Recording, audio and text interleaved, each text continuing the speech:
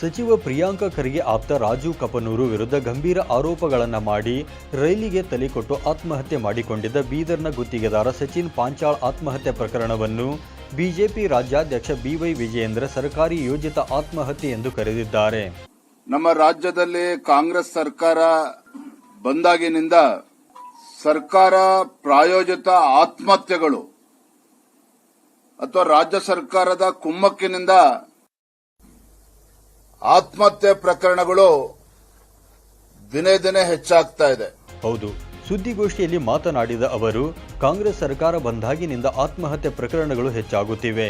ಸರಣಿ ಆತ್ಮಹತ್ಯೆ ಪ್ರಕರಣಗಳನ್ನು ರಾಜ್ಯ ಹಿಂದೆಂದೂ ನೋಡಿರಲಿಲ್ಲವೆಂದು ವಿಜಯೇಂದ್ರ ತಿಳಿಸಿದರು. ಸಹೋದರಿಯರು ದೂರು ಕೊಡಲು ಹೋದಾಗ 12 ಗಂಟೆಗಳ ಕಾಲ ಪೊಲೀಸರು ಏನೂ ತಲೆ ಕೆಡಿಸಿಕೊಂಡಿಲ್ಲ.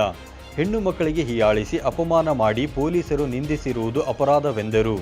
ಇನ್ನು ಕಲಬುರಗಿ ಜಿಲ್ಲೆಯ ಪೊಲೀಸ್ ಠಾಣೆಗಳು ಕಾಂಗ್ರೆಸ್ ಕಚೇರಿಗಳಾಗಿವೆ. ಕಲಬುರಗಿ ಜಿಲ್ಲೆ ಯಾರ ಕಪಿ ಮುಷ್ಟಿಯಲ್ಲಿದೆ ಎಂದು ಬಸ್ ನಿಲ್ದಾಣದಲ್ಲಿ ನಿಂತು ಕೇಳಿದರು ಹೇಳುತ್ತಾರೆ ಎಂದು ಆಕ್ರೋಶವನ್ನು ಇದೇ ವೇಳೆ ಅವರು ವ್ಯಕ್ತಪಡಿಸಿದರು. ಆದರೆ ಕಾಂಗ್ರೆಸ್ ಸರ್ಕಾರ ಬಂದ ಮೇಲೆ ಕಳೆದ 2 ವರ್ಷದಲ್ಲಿ ಸಿದ್ದರಾಮಯ್ಯನವರ ರಾಜ್ಯದ ಮುಖ್ಯಮಂತ್ರಿಗಳ ಆದ ನಂತರದಲ್ಲಿ ಸರಣಿ ಆತ್ಮಹತ್ಯೆ ಪ್ರಕರಣಗಳು ನಾವು ನೋಡೋದಕ್ಕೆ ಸಿಕ್ಕಿದೆ.